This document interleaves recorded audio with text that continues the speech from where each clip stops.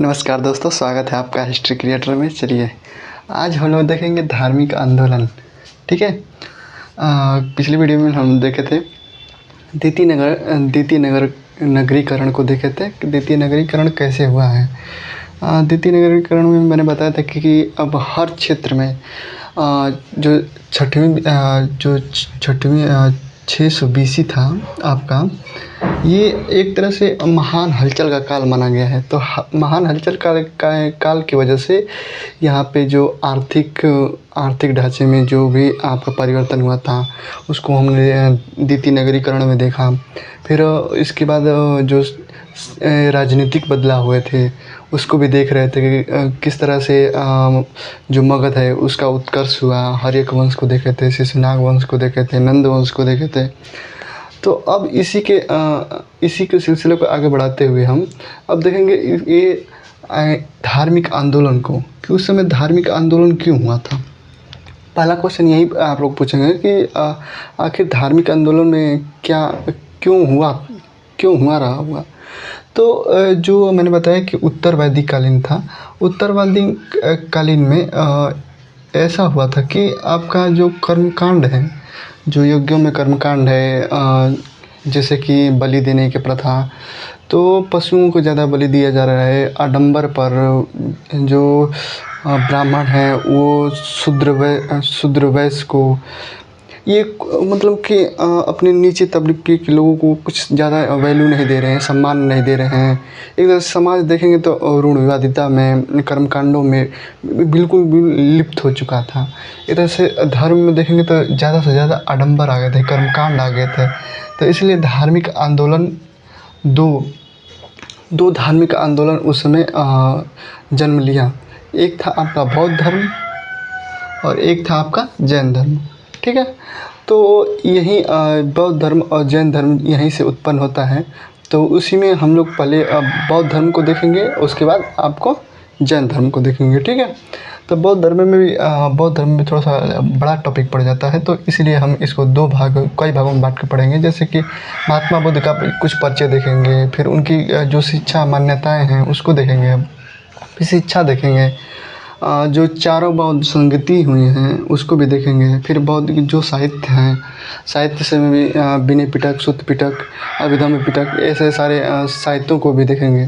ठीक है। तो एक एक करके हम लोग हर पार्ट पर नज़र डालेंगे कि बौद्ध धर्म में आखिर बौद्ध धर्म क्या था, कैसे इसका विकास हुआ। तो सारे पहलुओं को एक तरह से हम लोग एक जगह निचोड़ करके देखेंगे। ठीक है। तो एक राजा थे शुद्धोधन। ठीक है। बौद्ध धर्म में आइए अब महात्मा बुद्ध के परिचय के कुछ थोड़ा बहुत देख लेते हैं। तो महात्मा बुद्ध के परिचय में देखेंगे तो जो शुद्धोधन थे, एक राजा थे शुद्धोधन। ठीक है। ये कपिल कपिल के शाक्य गौड़ राज्य के, यानी कि इनका जो ये शुद्धोधन का जो गोत्र एक तरह से मांगने था, तो वह गौतम गोत्र से आते थे। ये कपिल के शाक्य वंश के एक तरह से राजा थे। ठीक है। और इनका शादी हुआ था महामाया से। महामाया एक रानी है कहाँ की, तो ये राम गांव की कोली वंश। ठीक है। राम गांव की कोली वंश की एक कन्या थी, यानी कि वहाँ की एक तरह से कन्या थी। तो उन्हीं से शादी हुआ था इनके शुद्धोधन का। तो ये शुद्धोधन का शादी हुआ था, तो उन्हीं से एक बच्चे का जन्म हुआ जिनका नाम था सिद्धार्थ। इनका जो गौतम बुद्ध है उनका बचपन का नाम क्या था, तो सिद्धार्थ था। ठीक है। 563 BC में इनका जैसे कि जन्म को लेकर जो डेट है 563 BC, कहीं पे 540 भी आ जाता है। तो जो मान्य डेट है ना उसको याद रखिएगा। तो मान्य डेट आपका 563 BC है। ठीक है। इनका जन्म कपिलवस्तु की लुम्बिनी आम्रकुंज में हुआ था। ठीक है। कपिलवस्तु के लुम्बिनी वन में आम्रकुंज में हुआ था। ये इस समय कहाँ पे है, तो इस समय जो आपका नेपाल का रुम्बनदेही है, रुमनदेही एक अभिलेख भी पढ़ेंगे, जो अशोक बताएगा कि मैंने रुमनदेही में जाके और वहाँ के कुछ कर व्यवस्था है, जो कर है, कर को कम किया था। तो वह रुमनदेही अभिलेख में भी अशोक कहता है, ठीक है। तो रुमनदेही अभिलेख भी इसी के लिए प्रसिद्ध है। तो ये इनका जन्म कहाँ हुआ है, तो कहाँ बताएंगे आप लोग को, पेपर में बार बार पूछता है इसको। तो ये ध्यान रखिएगा, ये कपिलवस्तु के लुम्बिनी वन में हुआ था, ठीक है। चलिए, इनका बचपन का क्या नाम था, तो इनके बचपन का नाम था सिद्धार्थ।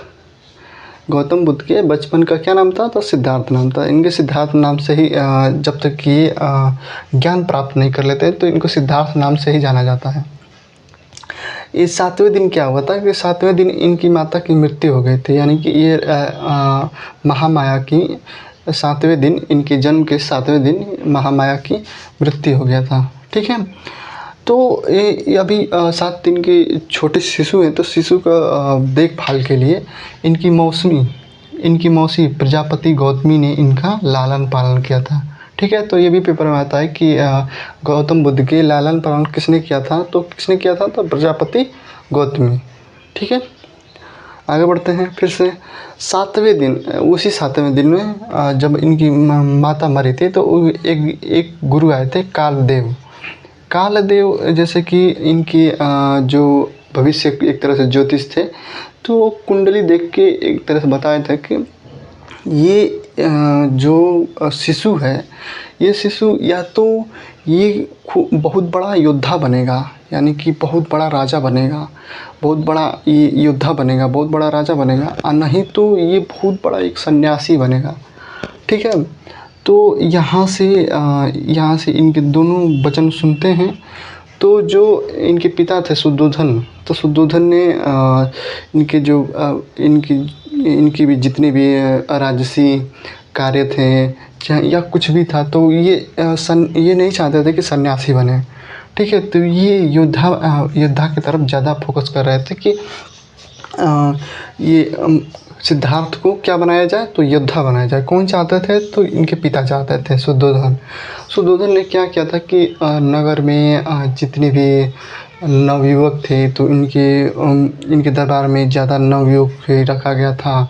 इनको बूढ़े लोगों से मिलने के लिए या दुखी लाचार से मिलने के लिए नहीं रोका गया था। फिर ये जब भी नगर में जाते थे घूमने, तो एक तरह से इनकी जहाँ भी जाते थे तो एक तरह से भव्य दिखाया जाता था। ये पूरा का पूरा इनके लिए, जैसे कि नगर जाते थे तो नगर में केवल योद्धा एक तरह से देखेंगे तो केवल युवा पुरुष युवती को दिखाया जाता था। तो इनका बचपन में जल्दी से इनकी शादी भी कर दिया गया था। इनका शादी कर दिया गया था किसके साथ, तो एक 16 वर्ष की अवस्था में जब ये कोली वंश की एक थी यशोधरा के साथ इनका शादी कर दिया गया था, ठीक है। तो इनका जल्दी से इसलिए शादी कर दिया गया था कि ये एक तरह से युद्ध में बिजी रहे हैं। फिर ये अपने जो गृहस्थ जीवन है उसमें जल्दी से ये पड़ जाएं और ये किसी न किसी तरह सन्यासी न बने।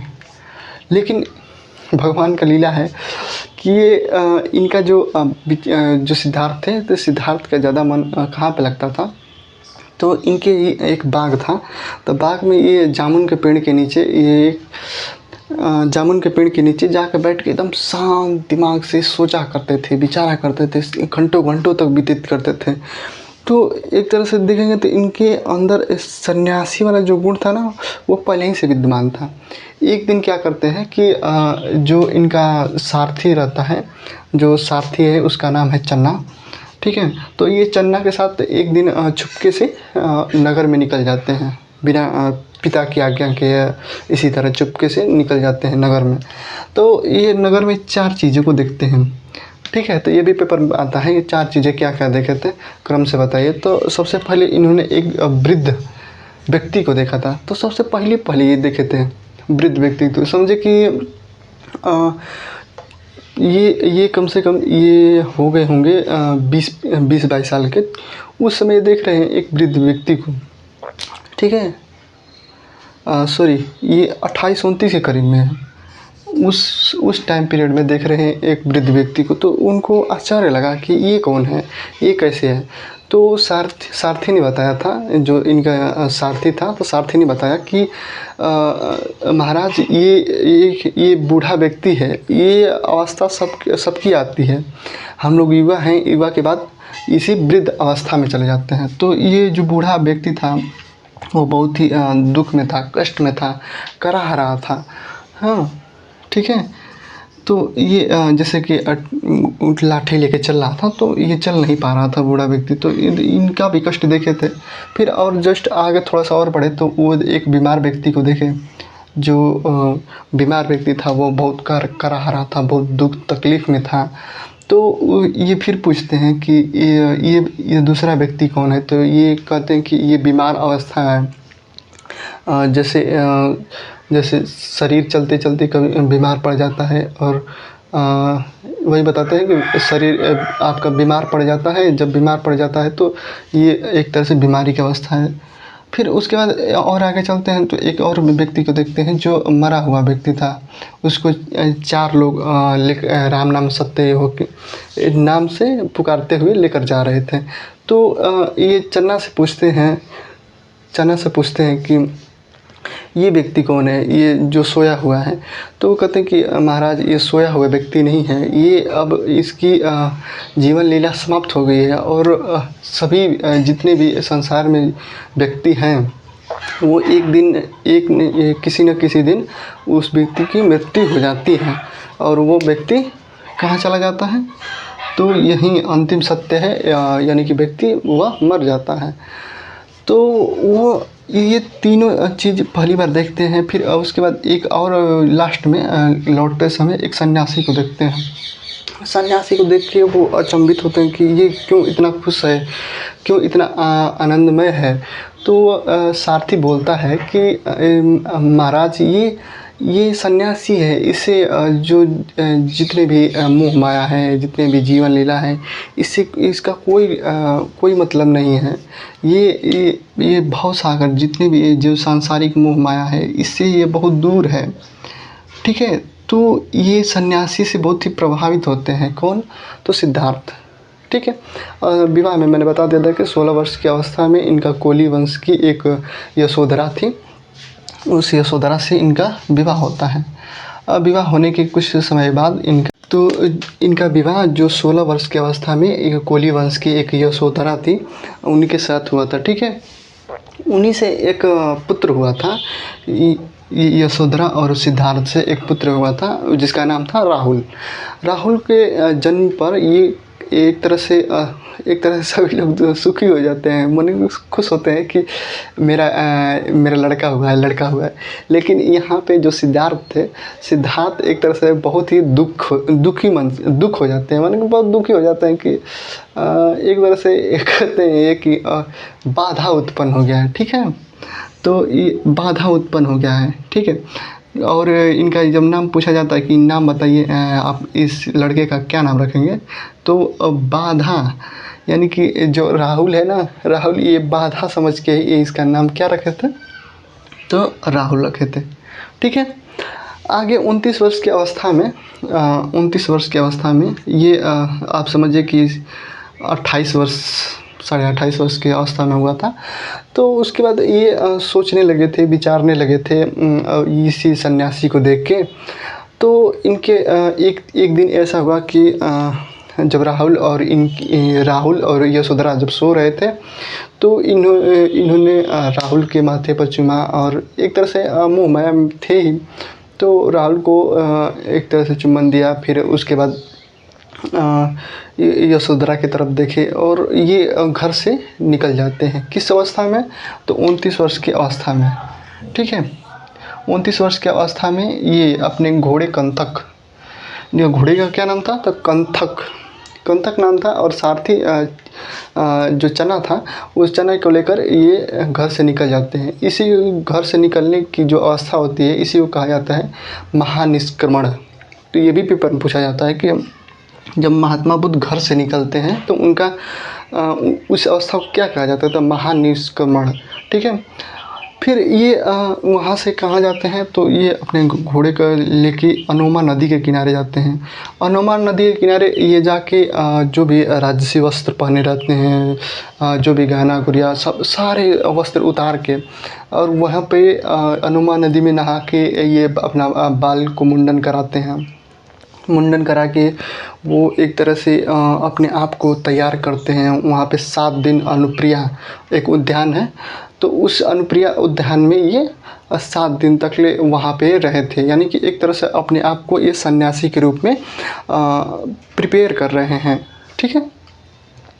फिर वहाँ से 7 दिनों के बाद वहाँ से ये कहाँ निकलते हैं, तो ये आते हैं अब वैशाली। वैशाली आके जो गुरु अलार कलाम थे, ये सांख्य दर्शन से जो अलार्म कलाम थे, अलार कलाम, ये अलार कलाम सांख्य दर्शन के गुरु थे। तो ये सांख्य गुरु से मिलते हैं और ये इनसे कुछ समय तक इनसे शिक्षा ग्रहण करते हैं। ठीक है। इनसे शिक्षा ग्रहण करते हैं, लेकिन ये देखेंगे तो एक तरह से इनकी शिक्षा से प्रभावित नहीं होते हैं, यानी कि संतुष्ट नहीं होते हैं। तो फिर ये और अपनी यात्रा को आगे बढ़ाते हुए फिर राजगृह जाते हैं। ठीक है। तो राजगृह के बाद फिर ये तो आगे बढ़ते हुए ये जब वहाँ से संतुष्ट नहीं हुए, तो ये आगे आते हुए ये आते हैं राजगृह। ठीक है। राजगृह आते हैं, ये रुदक रामचंद्र गुरु से मिलते हैं और ये इनके यहाँ भी कुछ दिन तक रहे थे। और ये इन गुरु से भी एक तरह से 2-3 महीने मान लीजिए रहे थे। और ये इनसे भी ज़्यादा संतुष्ट नहीं थे इनके ज्ञान से, तो इनको भी विदा करके इनको भी छोड़ के ये आगे बढ़ जाते हैं। ठीक है। ये आगे बढ़ते हुए फिर आते हैं कहाँ पे, उरुवेला। ठीक है। उरुवेला में पहले से 5 ब्राह्मण, जिसका नाम था आंच, असी, भद्दी, कटी, कश्यप। ठीक है। ये 5 ब्राह्मण थे। ये 5 ब्राह्मण एक के साथ, मतलब कि ये 5 ब्राह्मण एक तरह से तपस्या कर रहे थे। कहाँ पे, तो उरुवेला में।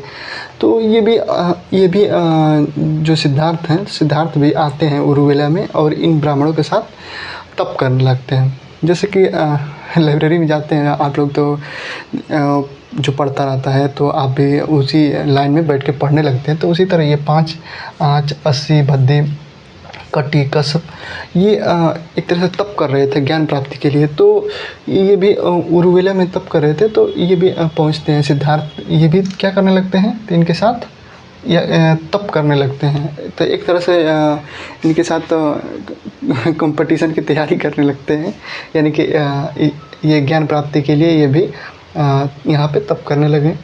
तप करने के समय क्या हुआ था कि एक बार ये राजसी परिवार से थे ही, क्षत्रिय कुल के थे, राजसी परिवार से। तो एक सुजाता वहाँ के आसपास के उसी के आसपास के राजा थे, उनकी एक पुत्री थी सुजाता। ठीक है। तो ये देखे तो कि ये राजा हैं और बहुत ही कमज़ोर पड़ गए थे। तो एक दिन इनको खीर बना के लाई थी सुजाता। तो सुजाता एक बार खीर दी तो ये खा लिए।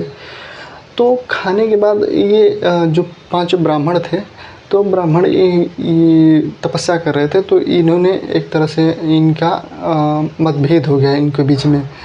किसके बीच में, तो जो आपके सिद्धार्थ हैं, सिद्धार्थ के बीच में एक तरह से इस 5 कॉम्पिटिटिव जो 5 ब्राह्मण हैं, ब्राह्मण जो ज्ञान प्राप्त कर रहे हैं, तो ये कहे कि तुम जैसे कि ये सुजाता खीर खिला के दी थी, तो तुमको जो राज परिवार से जो मिला है उससे दूर रहना चाहिए, तुम खीर क्यों खाए। तो ये एक तरह से देखेंगे तो यहाँ से विवाद हो जाता है। तो विवाद होने के बाद ये चले जाते हैं। ठीक है। खीर के चक्कर में यहाँ पे झगड़ा हो गया था। फिर उसके बाद आगे आते हैं ये जो सिद्धार्थ है, सिद्धार्थ यहाँ से उरुवेला से अब आते हैं यहाँ पे बोध गया पे। ठीक है।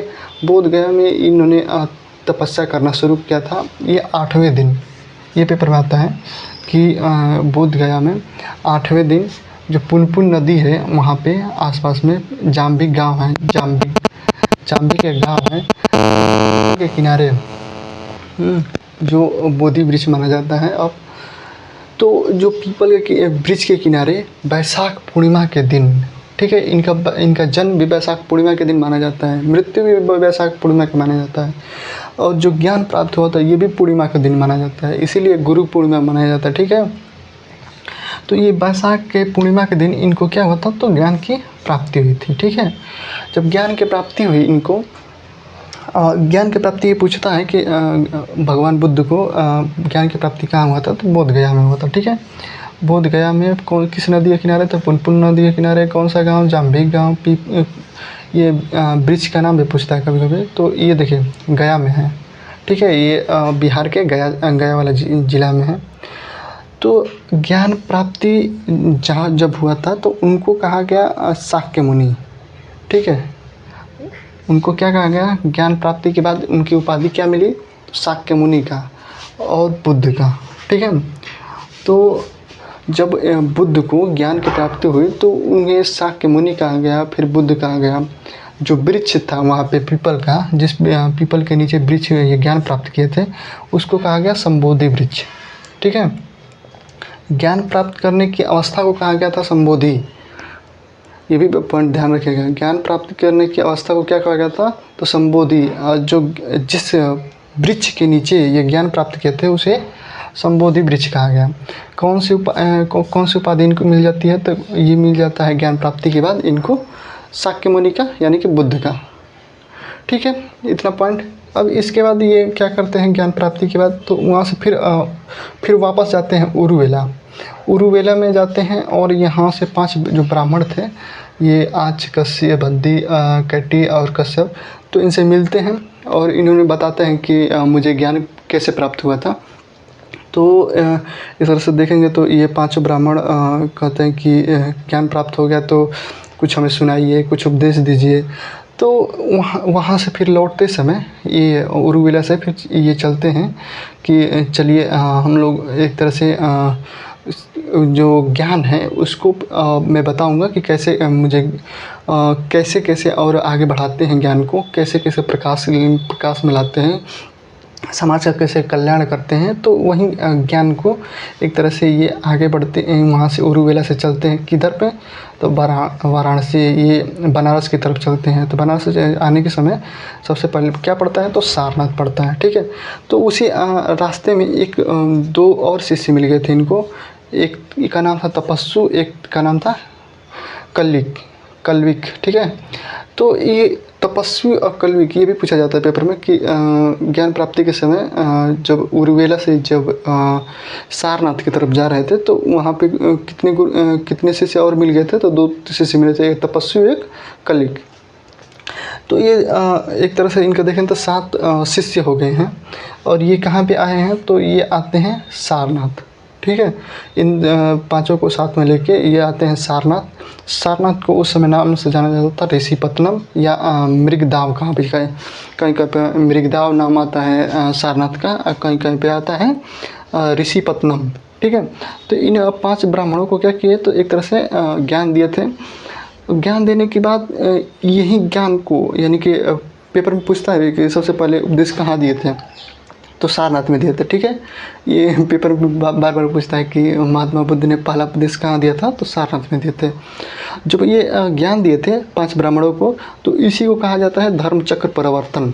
ठीक है, एक तरह से समाज को एक तरह से जो धर्म है, बताया ना कि धार्मिक आंदोलन है, तो धर्म को एक तरह से नया डायमेंशन मिल गया था, एक चक्र मिल गया था, एक आगे चलने का, एक समाज को परिवर्तन करने का एक चक्र मिल गया था यहाँ से।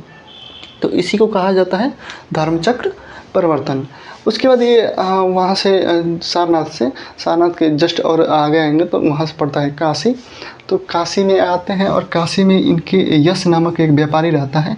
इनकी जो वाणी है, जो प्रवचन है, ये सुनकर बहुत प्रेरित होता है। तो ये 50 व्यापारी को और बुलाता है और माता के साथ, पत्नी के साथ ये मिलके एक तरह से कहेंगे तो प्रथम उपासक बन जाता है। कौन सा व्यापारी प्रथम उपासक बन गया था, तो यश नामक व्यापारी। ठीक है, तो 50 व्यापारियों का एक तरह से समूह लेके एक काशी में एक तरह से इनका क्या बन गया, तो फॉलोअर बन गया। फिर ये फिर वापस आते हैं कहाँ पे, सारनाथ में। सारनाथ में प्रथम वर्षावास बिताते हैं, यानी कि वर्षावास का मतलब कि जो वर्षा का टाइम होता था, जब बारिश पड़ने लगता था तो चारों तरफ देखेंगे तो बारिश में ज़्यादा बारिश होने की वजह से तो थोड़ा सा उसमें रुकावट आ जाती है। 1-2 महीने तक ये क्या करते थे, तो उस समय उपदेश नहीं देते थे, उस समय यात्रा वगैरह नहीं करते थे, तो उसी को कहा गया प्रथम वर्षावास। तो ये सारनाथ में फिर वापस आते हैं। अब प्रथम वर्षावास कहाँ बिताते हैं, फिर सारनाथ में बिताते हैं। जैसे सारनाथ से फिर उरुवेला जाते हैं, तो उरुवेला में बीच में ही रास्ते में इनको एक भद्र नामक व्यापारी मिलता है, ठीक है। भद्र नामक व्यापारी मिलता है, जिसे भद्र वर्गीय शिष्य कहा गया है। ये भी 30 लोगों के साथ ये कौन सा धर्म ग्रहण कर लेता है, तो बौद्ध धर्म ग्रहण कर लेता है। फिर वहाँ से आता है आपका उरुवेला। फिर वहाँ से आते हैं कहाँ पे, सारनाथ से फिर उरुवेला आते हैं। उरुवेला में देखेंगे तो मुख्य कश्यप, नंदी कश्यप, गया कश्यप, ये 200 अपने व्यापारियों के साथ, फिर ये 300 व्यापारियों के साथ, ये फिर 200 व्यापारियों के साथ, यानी कि अब इनके साथ हज़ारों फॉलोअर में सैकड़ों देखिए 200, ये 300, ये 200, अब इनके साथ बहुत लोग अब इनके क्या हो गए हैं, तो फॉलोअर हो गए हैं, ठीक है। फिर वहाँ से उरुवेला से ये कहाँ आते हैं, तो ये आते हैं उरुवेला से राजगृह में। राजगृह आते हैं। राजगृह में क्या होता है, तो राजगृह में जो बिंबिसार था उस समय, तो बिंबिसार क्या करते हैं, तो इनको वेणुवन एक बिहार गिफ्ट करते हैं। तो जितना भी बिहार मिलेगा उसको हम जस्ट इसी के अगले वीडियो में उसको क्लियर कर देंगे, कौन से बिहार कौन दिया है।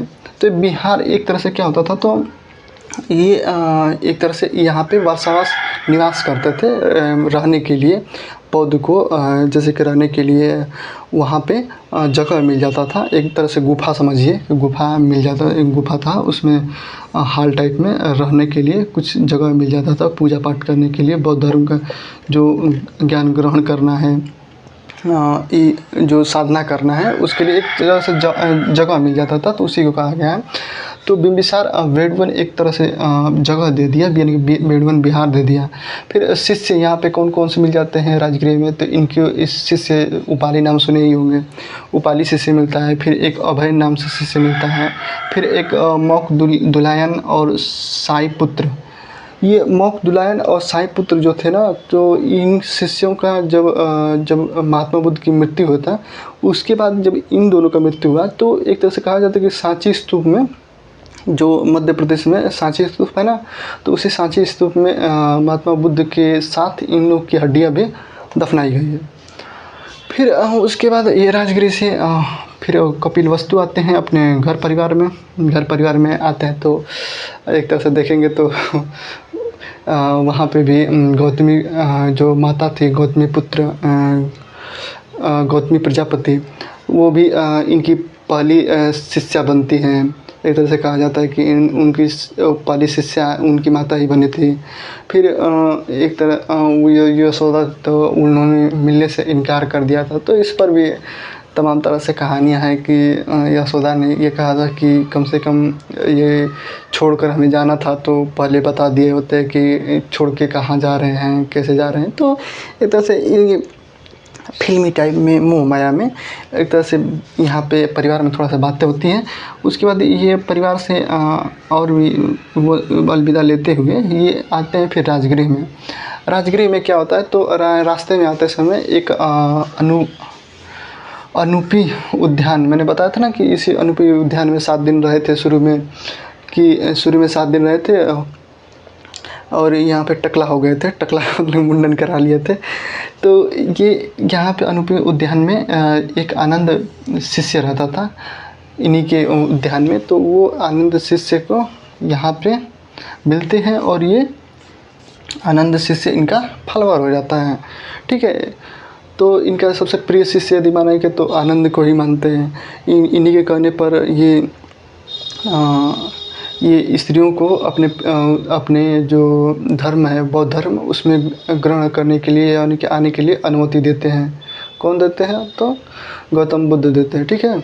गौतम बुद्ध ने ये भी माना जाता है कि गौतम बुद्ध यदि कहा था कि जो हमारा धर्म चलने वाला था, तो समझे कि 1000 वर्ष चलने वाला था, तो अब उसका आधा हो गया, यानी कि 500 ही वर्ष अब चलेगा, ऐसा माना जाता है। फिर उसके बाद ये राजगिरी आते हैं। राजगिरी में इनका ये जो चचेरा भाई रहता है देवदत्त, ठीक है। तो इनका देवदत्त जो चचेरा भाई रहता है, तो वो ये इनका जो समृद्धि देख के, फॉलोइंग देख के एक तरह से जलन करता है। तो वो चचेरा भाई इनको मारने की कई बार कोशिश करता है।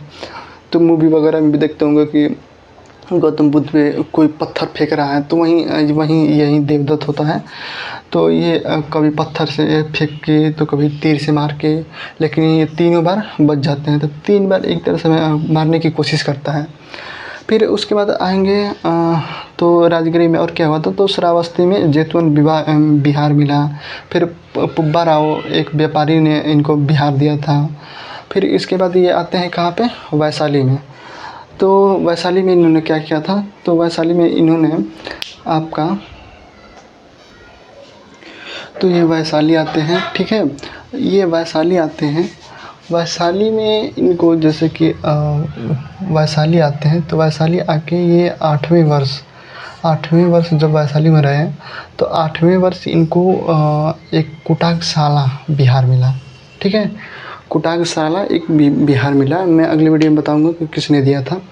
फिर उसके बाद वहीं पे वैशाली में ही आनंद के कहने पर, ठीक है, आनंद के कहने पर महिलाओं का एक संघ बनाए कि जैसे कि ये बौद्ध धर्म संघ में केवल इससे पहले केवल पुरुषों को ही अनुमति था कि इसको बौद्ध धर्म को ग्रहण कर सकते हैं, लेकिन ये अपने प्रिय आनंद के कहने पर ये महिला संघ भी अब बना दिया गया, ठीक है।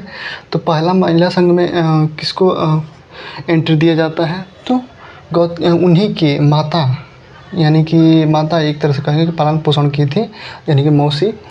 तो गौतमी प्रजापति को पहला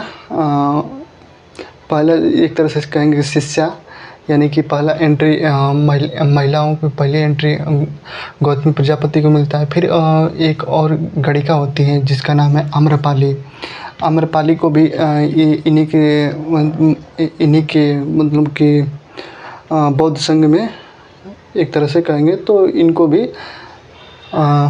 एंट्री मिला। चलिए, इसके बाद आते हैं वैशाली से आते हैं कौशाम्बी में। कौशाम्बी में क्या हुआ था, तो कौशाम्बी में भी उदयन ने इनको घोषितराम एक बिहार दिया था, ठीक है। कौशाम्बी में क्या दिया था, तो घोषितराम एक बिहार दिया था। फिर वहाँ से कौशाम्बी से फिर पुनः वैशाली आते हैं। फिर वैशाली आते समय वैशाली से जैसे फिर पावा जा रहे थे। पावापुरी ये कुशीनगर के आसपास में पड़ता है। यहाँ पे पावा में बताएंगे कि आपका महावीर का मृत्यु होता है। तो वहीं अब पावा जा रहे थे, तो वहाँ पे अंगुलीमाल एक डाकू था, ठीक है। तो अंगुलीमाल के डाकू में ये कहानी था कि जो अंगुलीमाल था, तो किसी भी डाकू का व्यवहार ही होता है कि वो जैसे कि रास्ते में कोई भी जा रहा है, तो जितने भी व्यापारी होते थे, चाहे जो भी राहगीर होते थे, तो राहगीर को वो जाके उनका धन लूटता था और उसे मार डालता था। मार डालने के बाद जो भी अंगुलियां है ना, अंगुलियों को काट के और उसका माला बना के पहनता था। तो इसी की वजह से उसका नाम था अंगुलीमाल डाकू, ठीक है। उसको अंगुलीमाल डाकू इस रास्ते में एक घना जंगल था, तो उसी रास्ते से होकर ये गए थे। इनको फिर मना भी किया गया था कि इस तरह न जाइए, अंगुलीमाल डाकू बहुत ख़तरनाक है। तो वो तभी भी जाते हैं, तो वहीं अंगुलीमाल से मिलते हैं। तो अंगुलीमाल इनको देख के एक तरह से इनको डराने का कोशिश करता है गौतम बुद्ध को, लेकिन वो डरते नहीं हैं। वो पूछते हैं कि तुम ये जो कर्म कर रहे हो, ये एक तरह से एक उपदेश ही दे रहे हैं, एक तरह से मना रहे हैं। उसको मनाते हुए कहते हैं कि तुम जो कर्म कर रहे हो, जाओ अपने घर वालों से पूछो कि क्या इस कर्म में वो लोग भागीदारी हैं।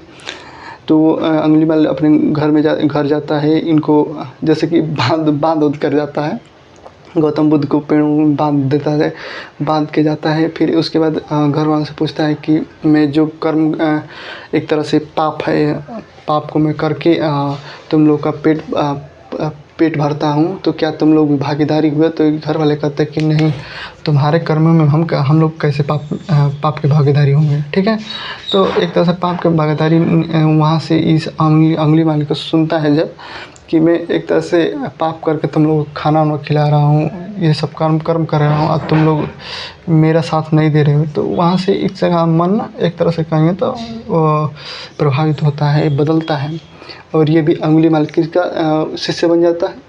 तो आपका गौतम बुद्ध का शिष्य बन जाता है। ठीक है, फिर उसके बाद पावा में आते हैं। तो पावा में एक चंदू नाम का लोहार या सुनार माना जाता है। तो वहाँ से ये बोला जाता है कि सुअर का मांस खिलाए थे ये चंदू नामक लोहार या सुनार। तो इसी की वजह से उनके पेट में पेचिश हो गया था। ठीक है, वो सही से मांस पच नहीं पाया और पेचिश हो गया।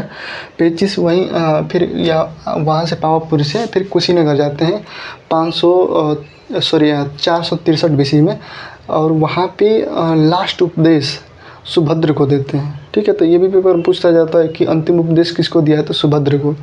तो वहीं अंतिम उपदेश दे रहे थे तो उनकी ऑटोमेटिक एक उनके पेट में पेचिश होने के पेट से रिलेटेड है। तो वहीं एक तरह से देखेंगे तो पेट में बहुत तेज़ दर्द उठता है और वहीं उनका मृत्यु हो जाता है। ठीक है, तो गौतम बुद्ध का मृत्यु 563 BC में कुशीनगर में हो गया था। और इसी मृत्यु की वजह से क्या कहा जाता है इस मृत्यु को? तो महापरिनिर्वाण कहा जाता है। ठीक है, महापरिनिर्वाण कहा जाता है। तो ये पॉइंट ध्यान रखिएगा, महापरिनिर्वाण किसे कहा जाए।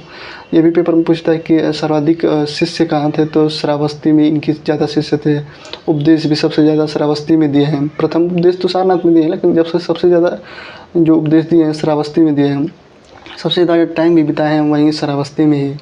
ठीक है, तो इतना आपका ये हो गया इनकी जो बायोडाटा है, एक तरह से समग्र करके पढ़ लिए। अब हम इनके छोटे छोटे टॉपिक पे पहले पढ़ेंगे आपका जो बिहार है, उसके बाद घटनाएं पढ़ लेंगे, और उसके बाद जो स्तूप है इसको पढ़ते जाएंगे क्रम से। तो धन्यवाद, मिलते हैं हम लोग नेक्स्ट वीडियो में।